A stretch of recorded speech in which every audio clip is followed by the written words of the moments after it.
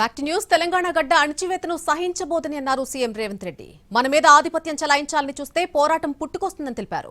ఉద్యమాలకు ఎలాంటి చదువు అవసరం లేదన్నారు CM Revanth Reddy.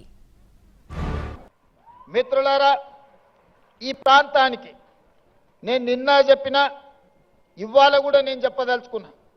Global summit వేదిక మీద ప్రపంచ స్థాయి ప్రముఖులు అందరూ హాజరైన వేదిక మీద నుంచి నేను ఒక అంశాన్ని ప్రస్తావించిన. ఈ దేశంలో తెలంగాణ ప్రాంతానికి, ఈ భూమికి, ఈ గాలికి, నీరుకి ఒక చైతన్యం, ఒక పౌరుషం ఉన్నది.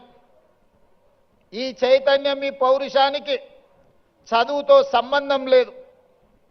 ఎవడైతే మన మీద ఆధిపత్యం చెలాయించాలనుకుంటాడో, మనల్ని అదిమిపెట్టి